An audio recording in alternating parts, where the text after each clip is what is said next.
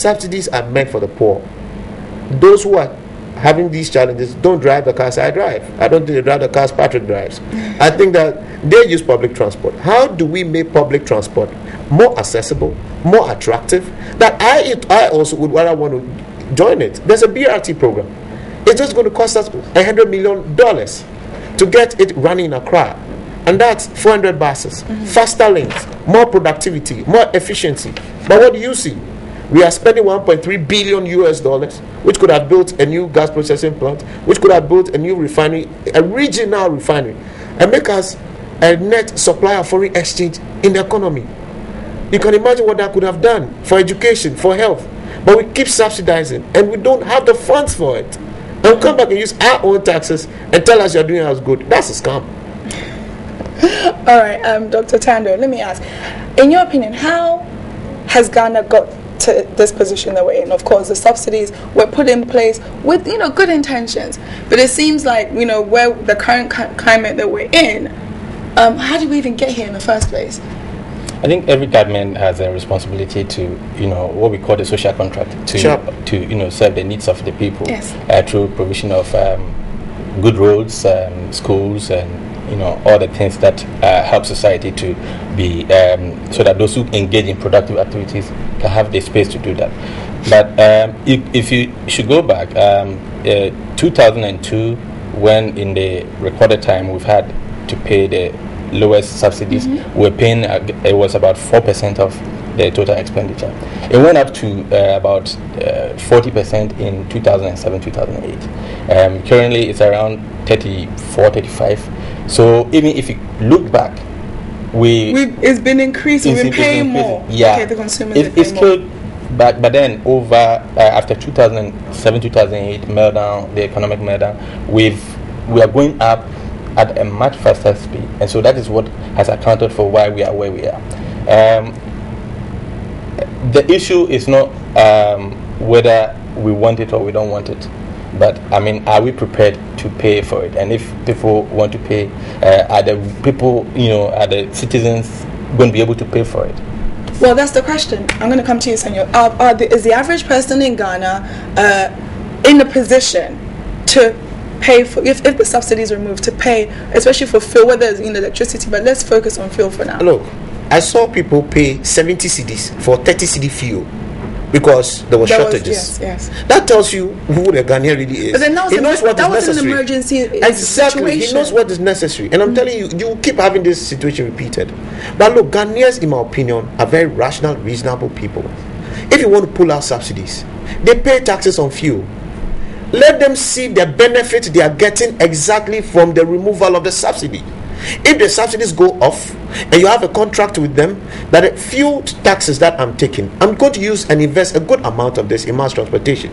In a month's time, the guys see buses. In a month's time, they see new terminals. Instead of them walking 3 kilometers, they just walk a kilometer. They have access to metro mass or any other big bus service. They start moving trotros from small buses to bigger buses. It creates productivity in the same economy. Ghanaians will forgive you. But if Ghanaians cannot match their sacrifice to a direct return in their social lives, for God's sake, we'll all go for the subsidy. It's only natural. But look, we need to get real. Government is having very difficult times. Whether it's external, it's internal, whatever it is, we're in a difficult time as an economy. And we need to get real and practical. Fuel gets out of the way. You saw what happened. Oh yeah. How it brought the economy to its knees. Yeah. So what do we think we are doing? We are tickling ourselves and trying to laugh? All right, let me ask. Fine, and it's coming again. You say subsidies should be removed. However, should it be like ripped off like a plaster quickly, like tomorrow? That's the subsidies are off, or should there be a gradual thing, like Dr. Tando was saying? It's been gradual from 4% to 40%. And then, if we say we're going to give ourselves 10 years to remove it, is that fair? It was going to always be ideal, and they should have started way back. We wouldn't have been at this stage if we were ripping it off gradually. At some point, a part of the subsidy this year was stopped. At the point in January, a price side, there's a price and a forex subsidy. Okay, was stopped. And we kept increasing it gradually, 2%, 3% every time. But people, the same Ghanaians, we start complaining. Then politics, we stop it. We hold it back, we create bigger problems. we are just deferring our funeral. We are nailing the nail. We are nailing right into our own coffin. That's what we do. It can't be gradual anymore because we've reached the point where the banks are withdrawing. And the banks, even though they came back briefly, now the subsidy is still on. They can't continue. So what do we want? Do we still want to be queuing gradually to the point where this thing gets off and then eventually we can stop queuing?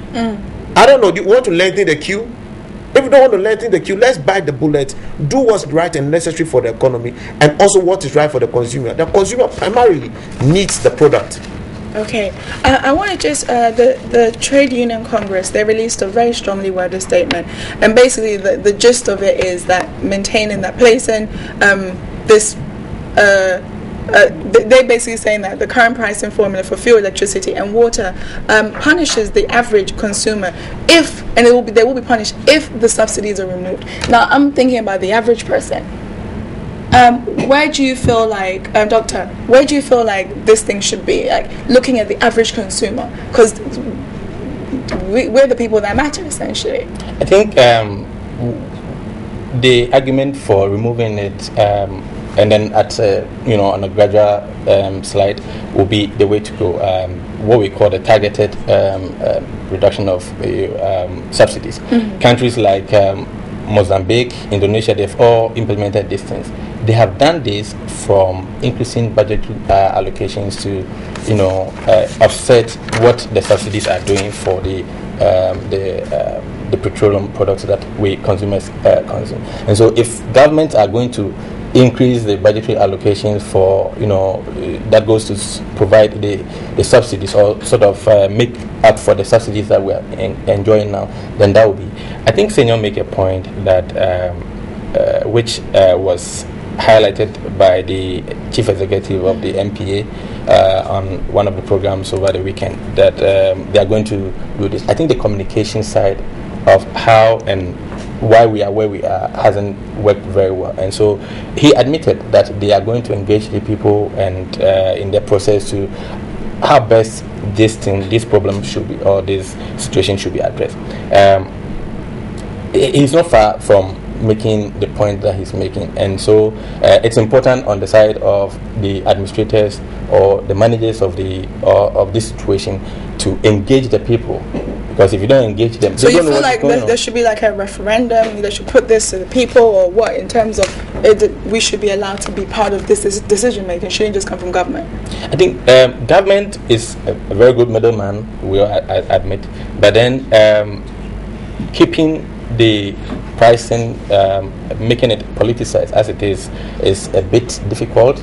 We need to sort of move to a phase where it's liberalized, and then a lot more people come around the table, or sort of a market approach, as Senor would admit. Okay, Senor, I want to just come back to you and just pick up on what you mentioned about the people politicizing the whole fuel, and successive governments have done so. They've all done that. We ran down TOR. Kufuor brought in His Excellency John Ejikun Kufuor brought in the TOR debt recovery levy. All right, TOR is still in debt because government still meddles in pricing. I have been advocating that, look, let's forget about it because you don't have any control. Let the people know that those days that Dr. Kwesi Botwe comes to announce the price of petrol in the budget is over. It's not real.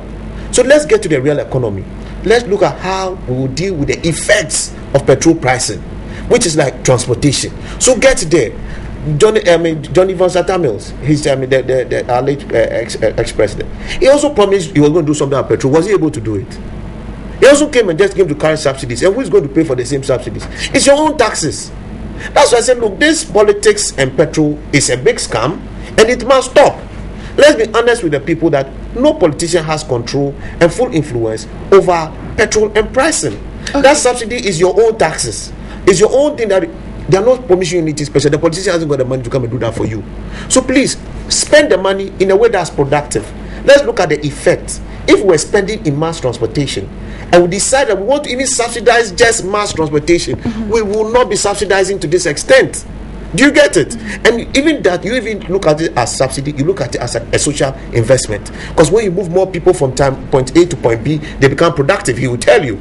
You get it? You move more people from point A to point B, we become less dependent on imported fuel. We do that, we degrade our road less. We do that, we pollute the environment less. These are all returns that the economy has. So there should be an investment thinking towards even the spending of any form of subsidy. Okay, let me ask you from the bulk oil distributors, how much has been paid right now by government?